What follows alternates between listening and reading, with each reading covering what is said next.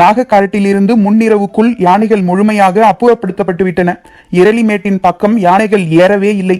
ஏனெனில் அந்த பக்கம் இருந்துதான் காட்டெருமைகள் இறங்கி வந்தன. விரட்டப்பட்ட யானைகள் காரமலையின் வலதுபுறமும் இடதுபுறமுமாக சிதறி ஓடின.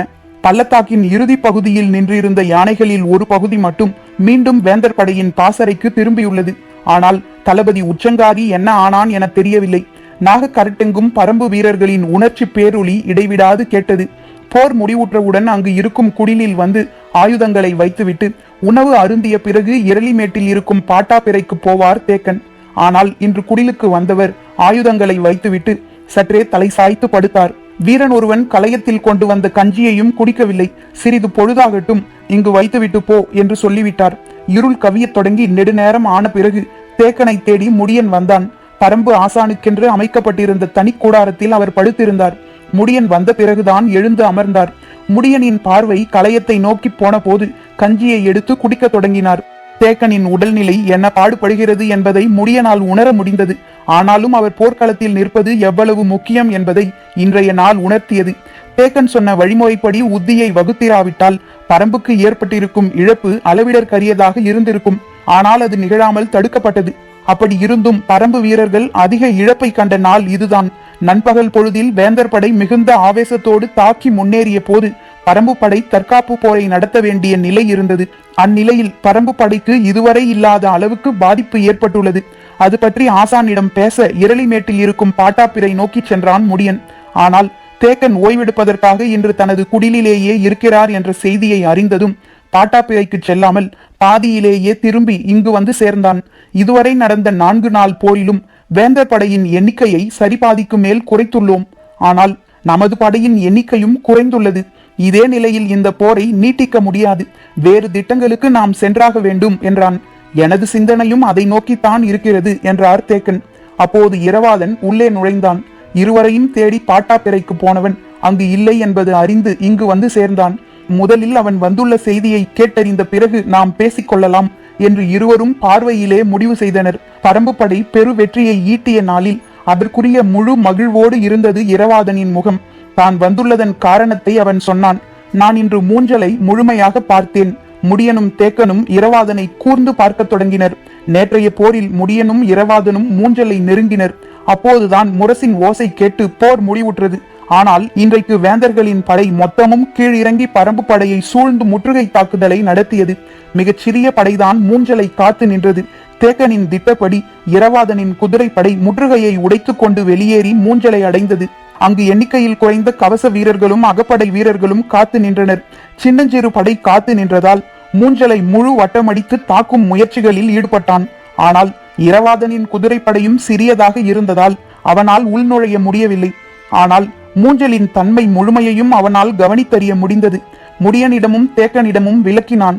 நேற்று மூஞ்சலை சுற்றி 10,000 வீரர்களை கொண்ட பெரும் படை இருந்தது. நாம் அதன் அருகில் சென்றாலும் அதன் தன்மையை முழுமையாக பார்க்க முடியவில்லை. ஆனால் இன்று அப்படி அல்ல. மிக குறைந்த வீரர்களே இருந்தனர். அவர்கள் மூஞ்சலை அமைத்துள்ள விதத்தையும் அதை பாதுகாக்க செய்யப்பட்டுள்ள ஏற்பாட்டையும் முழுமையாக என்னால் பார்க்க முடிந்தது என்றான். மருந்து தேய்க்கப்பட்டு காய்ந்த வாழை மட்டை ஒன்றை அருகில் இருந்த விளக்கின் சுடரில் தேக்கன் வைத்தான். நெருப்பு சட்டென பற்றியது. போதுமான அளவுக்கு அதை எரியவிட்டு விலா எலும்போடு எரிமட்டையை அமுக்கி தேய்த்தார். கன நேரத்தில் கருகி திரிந்தது. தேய்த்த விரல்களின் வழியே புகை வெளியேறியபடியே இருக்க சதையின் மேல் போதுமான சூட்டோடு மருந்து அப்பி உள்ளிறங்கியது. தேக்கனின் இந்த செயலை பார்த்தபடியே இரவாதன் தொடர்ந்தான். மூஞ்சலை உடைக்க நமக்கு புதிய திட்டம் வேண்டும். என்ன செய்யலாம்? சிறிதும் இடைவெளியின்றி இரவாதன் சொன்னான். அரிமான்களை உள்ளிறக்க வேண்டும். அதிர்ந்தான் முடியன். சற்றே சிரித்தான் தேக்கன். இளவயது என்பதால் சட்டென கேட்டுவிட்டாய். ஆனால் அதற்கு வாய்ப்பேதும் இல்லை. வேறு என்ன செய்யலாம் என்று சொல். இடர் மிகுந்த நேரத்தில் தானே அவர்களை களம் இறக்கலாம் என்று சொல்கிறேன் என்று இரவாதன் தொடர்ந்த போது முடியன் சொன்னான். தேக்கனின் சொல்லை பணிந்து கேள். இப்போது தேக்கன் முடியனை பார்த்தான். தேக்கன் பயன்படுத்திய ஈட்டி ஓரத்தில் சாய்த்து வைக்கப்பட்டிருந்தது. கண்களை விலக்கி தாழ்த்திக் கொள்வதன் மூலம் எவ்வளவு உணர்வுகளை கடத்திவிட முடிகிறது. முடியனின் சொல்லை ஏற்றுக்கொண்ட இரவாதன் அடுத்து கேட்டான். சரி, திரையர்களையாவது உள்ளிறக்கலாமா? ஏன், நம்மால் முடியாது என்ற முடிவுக்கே வந்துவிட்டாயா என கேட்டான் முடியன். மூஞ்சலை தகர்த்தெறியவும் அழித்தொழிக்கவும் நம்மால் முடியும். ஆனால் உள்ளே நுழைந்து நீலனை மீட்டு வெளிவருவதற்கு கூடுதல் ஆற்றலும் தெளிவான திட்டங்களும் பலவிதமான தாக்குதல் முறைகளை ஒருங்கிணைத்தலும் வேண்டும். ஏனென்றால் மூஞ்சல் அமைக்கப்பட்டுள்ள விதம் அப்படி. மணற்பரப்பில் பள்ளம் பறித்தால் மறுகணமே சுற்றியுள்ள மணலெல்லாம் சரிந்து மூடிக்கொள்வதைப் போல் அதை வடிவமைத்துள்ளனர். ஆயுதங்கள் ஒன்றோடு ஒன்று செருகப்பட்டு வெளிப்புற சுவர் அமைக்கப்பட்டுள்ளது. அதன் பின்பகுதியில் கவச வீரர்களின் அணிவகுப்பு நிற்கிறது. அவர்களுக்கு பின் ஆயுதங்களின் சுவர், பிறகு வீரர்கள் என்று 3 அடுக்கு இருக்கின்றன. இந்த சுவரை எந்த இடத்தில் தகர்த்தாலும் மறுகணமே அருகில் பின்னப்பட்டு இறுகி இருக்கும் ஆயுத சுவர் விரிந்து கொடுத்து தகர்க்கப்பட்ட இடத்தை மறைத்து நிரப்பிவிடும். அதே போல வீரர்களை வீழ்த்தினாலும் அருகில் கோத்து நிற்கும் வீரர்கள் அந்த இடைவெளியை உடனே நிரப்புவர் என்று சொன்னவன் முடியனை பார்த்து கேட்டான். நேற்றைய போர் நாம் மூஞ்சலை நெருங்கியவுடன் முடிவுற்றது. நான் அந்த இடம் நீண்ட நேரம் நின்றேனே, கவனித்தீர்களா? ஆமாம். இவ்வளவு அருகில் வந்தும் பயனில்லாமற் போய்விட்டதே என்ற தவிப்பில் நின்றிருந்தாய். ஆமாம், எல்லோரும் அப்படி நினைக்க வேண்டும் என்பதால் தான் நீண்ட நேரம் நின்றிருந்தேன். ஆனால் எனது நோக்கம் வேறொன்றாக இருந்தது. போரிட்டுக் கொண்டிருந்த போது மூஞ்சலை சுற்றி பெரும் எண்ணிக்கையில் வீரர்கள் இருந்தனர். தேர்களும் குதிரைகளும் இங்கும் அங்குமாக நின்றிருந்தன. ஆனால் போர் முடிவுற்ற முரசின் ஓசை கேட்டதும் வீரர்கள் தங்களின் பாசறைக்கு திரும்ப தொடங்கினர். அப்போது செய்வதறியாத தன்மையில் சற்று கூடுதல் நேரம் அங்கு நின்றேன். காரணம், மூஞ்சலுக்குள் எத்தனை கூடாரங்கள் எந்த தன்மையில் அமைக்கப்பட்டுள்ளன என்பதை தெளிவாக பார்க்க வேண்டும் என்பதால் தான் அப்படி செய்தேன். மூஞ்சலை தெளிவாகவும் பார்த்தேன். 12 கூடாரங்கள் இருந்தன என்றான். தெரிந்த எண்ணிக்கையை தான் அவன் சொல்கிறான் என்பதால் முடியனின் பார்வையில் வியப்பேதும் இல்லை. தேக்கனோ மருந்து தேய்க்கப்பட்ட அடுத்த வாழை மட்டையை எடுத்து சுடரில் காட்டி பற்ற வைத்தான். அப்போது இரவாதன் சொன்னான், இன்றைக்கு பார்த்தபோது 15 கூடாரங்கள் இருந்தன. சுடரை நோக்கி இருந்த தேக்கனின் பார்வை இரவாதனை நோக்கி திரும்பியது. அவனது கண்ணுள் சுடரின் முனை சுழன்று கொண்டிருந்தது. முடியனோ சற்றே வியப்போடு அவன் சொல்ல வருவதை கவனித்தான். இரவாதன் சொன்னான், அவை உண்மையான கூடாரங்கள் அல்ல, நூற்றுக்கணக்கான படை வீரர்கள் உள் மறைந்திருக்கும் பொய் கூடாரங்கள். அந்த வகை கூடாரங்கள் சிறியதும் பெரியதுமாக நிறைய இருக்கின்றன. பாதி எரிந்த மட்டையை விலாவெலும்பில் தேய்த்தபடி தேக்கன் கேட்டான், அரிமான்களும் திரையர்களும் இல்லாமல் மூஞ்சலை உடைத்து நீலனை வெளிக்கொண்டு வர நீ சொல்லும் உத்தி என்ன? இரவாதனின் கண்கள் அகல விரிந்தன. பரம்பு ஆசான் இந்த போரின் இலக்கை அடைவதற்கான உத்தியை பற்றி தன்னிடம் ஆலோசனை கேட்கிறார் என்றதும் உடலெங்கும் உற்சாகம் பீரிட்டது. நீண்ட தன் 2 கைகளையும் விரித்தபடி சொல்லத் தொடங்கினான். மூஞ்சலை ஒரு குழு ஓரிடத்தில் உடைத்து முன்னேற முடியாது. ஒரே நேரத்தில் 3 திசைகளிலும் உடைத்து உள்நுழைய வேண்டும். அப்போதுதான் அவர்களின் சங்கிலி தொடர் காப்பு முறையை செயலிழக்க செய்ய முடியும். அதே நேரத்தில் பொய் கூடாரங்களை நோக்கி குறிவைத்து தாக்க வேண்டும் என்று சொன்னவன் அம்பு ஒன்றை எடுத்து தரையில் கீறி மூஞ்சலின் வரைபடத்தை உருவாக்கினான். 3 திசைகளிலிருந்தும் மூஞ்சலை ஒரே நேரத்தில் தாக்கி முன்னேறுவோம். முடியன் இடதுபுறமும் உதிரன் வலதுபுறமும் மூஞ்சலின் தடுப்பரணை உடைக்கட்டும். நான் நேர்கொண்டு தாக்கி உள்நுழைகிறேன். மற்ற இருவரும் மூஞ்சலை உடைத்த இடத்திலிருந்து உள்நுழையாமல் ஆயுதங்களாலும் வீரர்களாலும் காக்கப்பட்டு கொண்டிருக்கும் வட்ட வடிவ வெளிப்புறச் சுவரை முற்றிலும் அழிக்கும் வேலையை செய்ய வேண்டும். நான் எனது குதிரை படையோடு உள்நுழைகிறேன். உள்ளே நுழைந்ததும் எனது படை 3ஆக பிரியும். பிடரிமான் தலைமையிலான பிரிவு பொய் கூடாரங்களில் உள்ளவர்களை மட்டும் தாக்கும். கரிணி தலைமையிலான பிரிவு உள்ளுக்குள் காத்து நிற்கும் அகப்படை வீரர்களை மட்டும் தாக்கும். எனது தலைமையிலான பிரிவு நீலனின் கூடாரத்தை நோக்கி முன்னேறி அவனை மீட்கும். இந்த தாக்குதலின் போது எதிரிகளின் முழு கவனமும் மூஞ்சலை நோக்கி குவியாமல் இருக்க மூஞ்சலை விட்டு மிக தள்ளி களத்தின் மைய பகுதியில் வலிமை மிகுந்த தாக்குதலை தேக்கனும் ஈங்கையனும் நடத்த வேண்டும் என்றான். ஓரளவுக்கு சரியான திட்டம்தான். இதில் இருக்கும் பிழை என்ன? இதை நடைமுறைப்படுத்துவதில் உள்ள சிக்கல் என்ன என்று கேட்டான் தேக்கன். பிழை ஏதும் இருப்பதாக நினைக்கவில்லை. சிக்கல் என்பது பிடரிமானும் கரிணியும் இந்த திட்டத்தை முழுமையாக புரிந்து கொள்ள வேண்டும். கூடாரத்தை சுற்றி காத்து நிற்கும் கவச வீரர்களை தாக்கவும் பொய் கூடாரங்களில் குவிந்திருக்கும் வீரர்களை தாக்கவும் இருவேறு தாக்குதல் உத்திகளை பின்பற்ற வேண்டும். அதற்கான தெளிவான பயிற்சி வேண்டும் என்றான் இரவாதன். முடியன் சொன்னான், உதிரன் விற்படை மூஞ்சலை விட்டு மிக தள்ளி நின்றால்தான் எதிரிகளின் பெரும் படை மூஞ்சலை விட்டு விலகி நிற்கும். அவர்களின் கவனமும் 2 கூறாக பிரிந்திருக்கும். எனவே உதிரனை வெளியில்தான் வைத்திருக்க வேண்டும் என்றான். சரி, அப்படியென்றால் ஈங்கையனின் தலைமையிலான படையை மூஞ்சலில் வலதுபுற தாக்குதலுக்கு பயன்படுத்தலாமா என கேட்டான் இரவாதன். போரில் யாரை எங்கு பயன்படுத்த வேண்டும் என்பதுதான் மிக முக்கியம் என்று சொல்லியபடி அடுத்த வாழை மட்டையை எடுத்தான் தேக்கன். முடியனோ தேக்கன் சொல்ல போவதை கேட்காமல் தரையில் வரையப்பட்ட வரைபடத்தையே பார்த்து கொண்டிருந்தான். இரவாதனோ தேக்கன் ஏன் இப்படி சொல்கிறான் என்ற வியப்போடு அவனை பார்த்தான். தேக்கன் சொன்னான், இத்தனை நாள் போரிலும் ஈங்கையன் சொல்லிக் கொள்ளும்படியான எந்த தாக்குதலையும் நடத்தி முன்னேறவில்லை. படைக்கு தலைமை ஏற்று முன்னேறுவதற்குரிய பயிற்சியும் ஆற்றலும் அவனுக்கு இல்லை என நினைக்கிறேன். சற்றே வியப்போடு இரவாதன் கேட்டான், சோழப்படையை வீறு கொண்டு தாக்கி அடித்தவன் என்று அவனையும் அவனுடன் உள்ள வீரர்களையும் பற்றி நீலனும் உதிரனும் சொன்னார்களே? இருக்கலாம். அது தாக்குதல் போர் என்பதால் அவர்கள் பெரும் வீரத்தை வெளிப்படுத்தி எதிரியை ஓடச் செய்திருக்கலாம். ஆனால் படைப்பிரிவினூடாக முன்னேறும் போர் என்பது அவர்களுக்கு வசப்படவில்லை என நினைக்கிறேன் என்றான் தேக்கன். வரைபடத்தில் இருந்து கண்களை அகற்றாமலேயே முடியன் சொன்னான். தேக்கனும் ஈங்கையனும் பின்களத்தில் நிற்கட்டும். உதிரன் தட்டியங்காட்டின் இடதுபுறம் இருந்து எதிரியை நோக்கி முன்னேறட்டும். நாளைய போரில் தேர்ப்படை தளபதி கூழையனுக்கு பதில் விண்டன் களமிறங்க இருக்கிறான். நீ சொன்ன திட்டப்படியே அவனும் நானும் நீயும் மூஞ்சலுக்குள் நுழைவோம் என்றான். இரவாதனின் முகத்தில் சுடரின் ஒளி பரவி நின்றது. விண்டன் அவனது வயதொத்த இளம் வீரன். பாரி தனிப்பயணம் மேற்கொள்ளும் போது தேக்கனால் மறை பாதுகாப்புக்காக அனுப்பப்படுபவர்களில் ஒருவன். அவனும் நானும் தந்தையோடு இணைந்து போரிட்டால் மூஞ்சலை உடைத்து நீலனை மீட்கலாம். இந்த முறை எடுத்த வாழை மட்டையை சுடரில் பற்ற வைக்கவில்லை. களையத்தில் இருந்த மூலிகை சாற்றில் நனைத்து இதுவரை சுட்டு தீய்த்த பகுதியின் மீது ஒட்ட வைத்தான். நாளை நாம் தாக்குதல் போரை நடத்த வேண்டாம். உதிரனின் விற்படையும் குதிரைப்படையும் இன்றைய போரில் பேராற்றலை வெளிப்படுத்தி இருக்கின்றன. அவர்களுக்கு சற்று இளைப்பாறுதல் தேவை. அப்போதுதான் நாளை மறுநாள் மூஞ்சலின் மீதான தாக்குதலை முழு வலிமையோடு நடத்த முடியும் என்றான். சரியென ஏற்றுக்கொண்ட இரவாதன், ஆமாம், பிடரிமான் கரிணி ஆகிய இருவர் தலைமையிலான படைக்கும் தனித்த பயிற்சிகள் தேவை. இன்று மிகவும் களைத்து போய் இருப்பார்கள். நாளை இரவு அந்த பயிற்சியை முழுமையாக எடுத்துக்கொண்டு நாளை மறுநாள் தாக்குதலை தொடுக்கலாம் என்றான் இரவாதன். ஈர மட்டையை விழாவெலும்பின் மேல் போர்த்தியபடி மீண்டும் கட்டிலில் சாய்ந்தான் தேக்கன். இரவாதன் வெளியேறிய பிறகு முடியனும் தேக்கனும் பேசிக்கொள்ள தேவை ஏதும் இல்லை. இரவாதனின் பேச்சினூடே பேச வேண்டிய எல்லாம் பேசப்பட்டுவிட்டன. பொழுது விடிந்தது. தட்டியங்காடெங்கும் சிதறி கிடக்கும் பிணங்களின் மீது கதிரவனின் ஒளி படர்ந்தது. இரவெல்லாம் முயன்றும் கொல்லப்பட்டு கிடக்கும் தன் வீரர்களின் உடல்களை வேந்தர் படையால் முழுமையாக அகற்ற முடியவில்லை. நேற்று மாலையில் இருந்து குதிரைகளும் மாடுகள் பூட்டிய வண்டிகளும் பிணங்களை எடுத்து சென்றபடியே இருந்தன. ஆனாலும் முடிந்த பாடில்லை. முற்றுகை போர் என்பதால் பரம்பு படையினர் அணிவகுக்கும் பகுதிக்கு பின்புறமும் எண்ணற்ற வேந்தர் படை வீரர்கள் நின்று போரிட்டனர். ஏறக்குறைய அந்த படைப்பிரிவினர் முழுக்க அழிக்கப்பட்டனர். எனவே பரம்பு பக்கம் எண்ணிலடங்காத வேந்தர் படை வீரர்களின் உடல்கள் கிடந்தன. போர்க்கள பணியாளர்கள் இரவெல்லாம் பந்தங்களின் வெளிச்சத்தில் எண்ணிலடங்கா உடல்களை அப்புறப்படுத்தினர். ஆனால் பொழுது விடிந்த பிறகுதான் தெரிந்தது இன்னும் நெடுந்தொலைவுக்கு வீரர்களின் உடல்கள் கிடக்கின்றன என்பது. அதுவும் எதிரி படையினர் நிற்கும் பகுதியில் தன் வீரர்களின் உடல்கள் கிடப்பது அவமானமாக கருதப்படும். போர் தொடங்கிவிட்டால் அந்த உடல்கள் எதிரிகளின் கால்களிலோ அவர்களுடைய குதிரைகளின் கால்களிலோ தேர் சக்கரங்களிலோ நசுங்கி சிதைவது கொடிதிலும் கொடிது. எனவே அவற்றை அப்புறப்படுத்த பணியாளர்கள் விரைந்து செயல்பட்டனர்.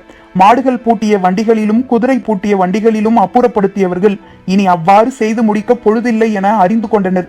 மாளிகையின் தரையில் இருக்கும் பெரு விரிப்பு போல மரப்பலகைகளை கொண்டு வந்து ஒன்றோடொன்று இணைத்து பூட்டி பெருஞ்சட்டகத்தை உருவாக்கினர். இறந்து கிடக்கும் வீரர்களின் உடல்களை இழுத்து வந்து சட்டகத்தின் மீது போட்டனர். 5 வண்டிகளில் கொண்டு செல்லும் பிணங்களை ஒரு சட்டகத்தின் மேலே கிடத்தி இழுத்து செல்லலாம். ஆனாலும் வேலைகளை வேகப்படுத்துவது எளிதன்று.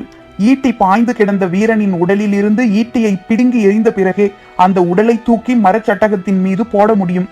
இல்லையெனில் அடுத்த உடலை தூக்கி போட அது தடையாக இருக்கும். ஒவ்வொரு உடலில் இருந்தும் ஈட்டியை இழுத்து பிடுங்க வேண்டியிருந்தது. எல்லா உடல்களிலும் எண்ணற்ற அம்புகள் தைத்து கிடந்ததால் அவற்றை அப்புறப்படுத்துவது எளிய செயலாக இல்லை. அம்பு முனையின் இரு காது பகுதிகளும் மிக கூர்மையானவை. தசைகளையும் நரம்புகளையும் இழுத்து கொண்டுதான் வெளியில் வரும். மருத்துவனால் கூட அதை எளிதில் வெளியே எடுக்க முடியாது. ஆனால் போர் பணியாளர்களோ கைகளுக்கு சிக்கியவற்றை எல்லாம் பிடுங்கி எறிந்து உடல்களை தூக்கி மரச்சட்டகங்களில் போட்டனர். வேலை வேக வேகமாக நடந்தது. 2 ஆள் உயரத்துக்கு உடல்களை குவித்தனர். மரச்சட்டகங்களை இழுத்து செல்ல யானைகள் வந்தன. உடலின் இரு பக்கங்களிலும் கட்டப்பட்ட பெரு வடங்களால் மரச்சட்டகங்களை யானைகள் இழுக்கத் தொடங்கின. குன்றென குவிக்கப்பட்ட பிண குவியல்கள் தட்டியங்காட்டை விட்டு மெல்ல நகர்ந்தன. தனது முதுகு பகுதியில் எண்ணிலடங்காத மனித உடல்களை சுமந்தபடி நத்தை போல ஊர்ந்தது மரச்சட்டகம். இழுபடும் மரச்சட்டகங்களிலிருந்து வழுவிய பிணங்களை மீண்டும் இழுத்து போட்டு நகர்ந்தனர். போர் பணியாளர்கள்தாம் தாக்குதலின் தன்மையை கணிப்பவர்கள். ஒவ்வொரு நாளும் தாக்குண்டு கிடக்கும் ஒவ்வொரு வீரனையும் வைத்து தாக்குவோரின் திறனை மதிப்பிடுபவர்கள். இன்றைய நாளில் வேந்தர் படையின் எண்ணிலடங்காத கவச அணி வீரர்களின் கழுத்து பகுதியில் அம்பு பாய்ந்து இறந்து கிடந்தனர். கவச அணி வீரர்கள் ஓரிருவர் கழுத்து பகுதியில் அம்பு பாய்ந்து இறக்கலாம். ஆனால் இத்தனை பேர் எப்படி குறிபார்த்து வீழ்த்தப்பட்டார்கள்? நினைத்து பார்க்கவே முடியவில்லை. அதுவும் கவச அணி வீரர்களின் உடல்களை தூக்கி மரச்சட்டகத்தில் போடுவது மிக கடினமான ஒன்று. சில நேரத்தில் 3 பேர் சேர்ந்து கூட ஒருவரை தூக்கி போட முடியாது. ஆனாலும் அந்த பணியை வேகமாக செய்ய முயன்றனர். பிணங்களை இழுக்கும் யானையும் அதன் பாகனும் எச்சினியின் வடிவாகவே பார்க்கப்படுவர். போர் தொடங்கும் போது அழிவின் தேவதை எச்சினிக்காக பவளவந்திகையை பலியிட்டனர். அதே போல போர் வெற்றியுடன் முடிந்தால் போர்க்களத்தில் பிணங்களை அகற்றும் பணியில் ஈடுபட்ட யானைகளையும் அவற்றின் பாகன்களையும் எச்சினிக்கு பலியிட்டு குளிரூட்டுவர். வழக்கம் போல் நாழிகை பரன் நோக்கி தேரிலே வந்தார் திசைவேழர். ஆனால் தேரை ஓட்டும் வளவனால் குறிப்பிட்ட தொலைவை கடந்து தட்டியங்காட்டுக்குள் தேரை செலுத்த முடியவில்லை. வீரர்களின் உடல்கள் எங்கும் கிடந்தன. உயிர் துடிப்பு முடிவுறாமல் தவித்து மேலெழும் குரல் ஆங்காங்கே கேட்டது. உடல்களை தேர் சக்கரங்களால் ஏற்றிவிடக் கூடாது என்பதில் கவனமாயிருந்த வளவனால் ஒரு கட்டத்துக்கு பிறகு தேரை செலுத்த முடியவில்லை. கடிவாளத்தை இழுத்து குதிரையை நிறுத்தினான். தேரை விட்டு கீழிறங்கினார் திசைவேழர். மரணத்தின் ஆட்சி நடக்கிற நிலத்தை கண் கொண்டு பார்க்கவும் கால் கொண்டு கடக்கவும் முடியாமல் அப்படியே நின்றார். என்ன செய்வதென்று தெரியவில்லை.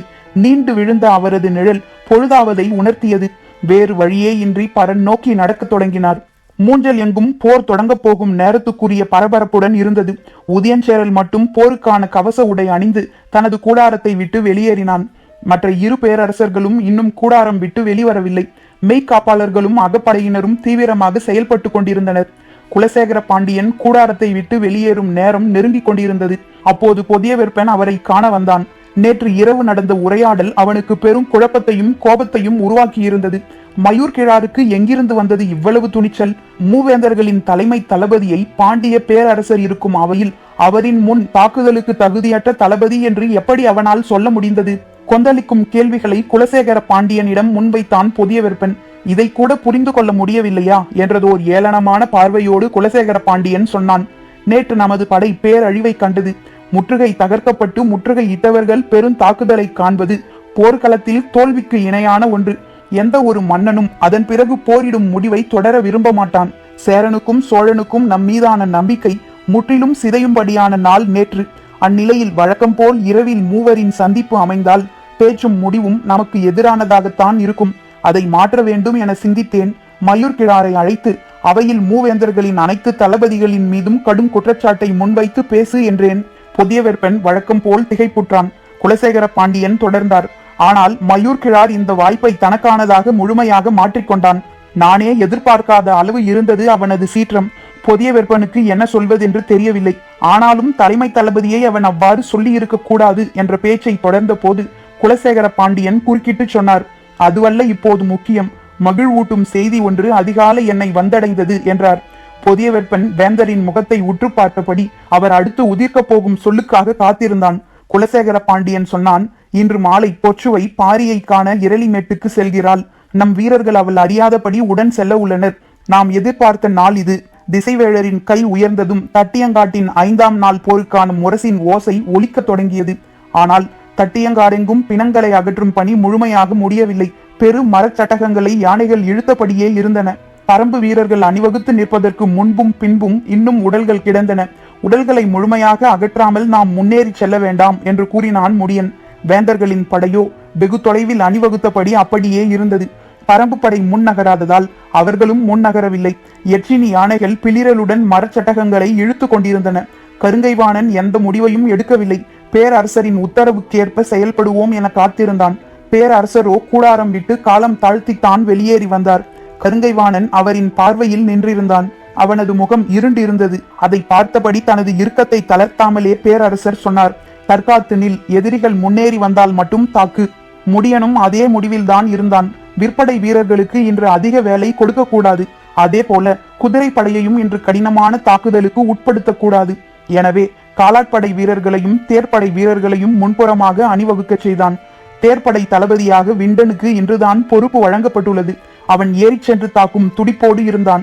எனவே அவனிடம் தெளிவான கட்டளைகளை பிறப்பித்தான் முடியன். தட்டியங்காடெங்கும் பேர் அமைதி நிலவியது. மரணத்தின் ஆட்சி கண்டு மனிதன் நிலை குலைந்து நிற்கிறான் என்று திசைவேழருக்கு தோன்றியது. போர் தொடங்குவதற்கான முரசின் ஓசையை கேட்ட பிறகும் இரு பக்க படைகளும் பாய்ந்து முன்னகரவில்லை. மரணத்தின் பேய் உருவுக்கு முன்பு அசைவற்று நிற்கும் காட்சி தெளிவாக தெரிந்தது. எச்சினி யானைகள் மட்டும் அங்கொன்றும் இங்கொன்றுமாக பெரும் சட்டகங்களை இழுத்து கொண்டிருந்தன. பொழுதாகிக் கொண்டிருந்தது. போர்க்களத்தின் ஓர் எல்லையிலிருந்து மறு எல்லை வரை கண்களை ஓடவிட்டு துல்லியமாக பார்த்தார் திசைவேழர். வேறு எங்கிருந்தாவது தாக்கி முன்வருவதற்கான திட்டம் ஏதும் இருக்கிறதா என கவனித்தார். அதற்கான அறிகுறிகள் எதுவும் தெரியவில்லை. காலாட்படையின் சில அணிகள் முன்னகரத் தொடங்கின. பிற்பகலுக்கு பிறகு அங்கும் இங்குமாக சிறு சிறு மோதல்களை தேர்ப்படையினர் நடத்தினர். ஆனாலும் இரு தரப்பும் மொத்த படையை முன்னகர்த்தவில்லை. இரு படை தலைமை தளபதிகளும் தெரிந்தே ஒரு விளையாட்டை விளையாடுகின்றனர். ஆனால் இறுதி நாழிகையில் பெரும் தாக்குதல் ஒன்று நடக்கும் என கணித்தார் திசைவேளர். அந்த தாக்குதலின் போது நாம் கவனமாக பார்த்தறிய வேண்டும். கடைசி நாழிகையை பயன்படுத்தி சதியை நிகழ்த்தலாம் என எண்ணினார். எந்த சூழலிலும் களத்தின் நடுவில் இருக்கும் இந்த பரனில் நிற்கக்கூடாது. படைகளின் போக்கிற்கேற்ப வேந்தர் தரப்பில் இருக்கும் பரன்களின் மீதோ அல்லது பரம்பின் தரப்பில் இருக்கும் பரன்களின் மீதோ ஏறி நின்று உற்று கவனிக்க வேண்டும் என நினைத்தார். ஆனால் பிற்பகலிலும் போக்கு காட்டும் போரைத்தான் இரு தரப்பும் நடத்தின. அங்கொன்றும் இங்கொன்றுமாக ஈட்டிகள் குறுக்கிட்டு பாய்ந்தன. அம்புகள் விடுக்கும் ஓசை மிக மெல்லியதாக காற்றில் ஏறி வந்தது. இரண்டொரு தேர்கள் அவ்வப்போது விரைந்து கடந்தன. சட்டென நினைவு வந்தவராக திசைவேழர் நாழிகை வட்டிலை குனிந்து பார்த்தார். அவரால் நம்பவே முடியாத ஒரு நாளாக இன்றைய நாள் முடிய இருந்தது. நீண்ட நிழல் 3ஆம் கோட்டை தொட்டது. அவர் கைகளை உயர்த்தினார். முரசின் ஓசை எங்கும் மேலெழுந்தது. 5ஆம் நாள் போர் முடிவுற்றது. இருதரப்பு படைகளும் தங்களின் பாசறைக்கு திரும்பின. கதிரவன் காரமலையின் பின்புறம் இறங்க தொடங்கினான். ஒளியின் கைகள் மறைய தொடங்கின. சேரன் செங்கன சோழனின் கூடாரத்துக்குள் வந்தான். குலசேகர பாண்டியனின் கூடாரம் நோக்கி பொதிய வெப்பன் விரைந்தான். அனைவரும் எதிர்பார்த்திருந்த இரவு வரத் தொடங்கியது. பரம்பின் குரல் ஒலிக்கும்.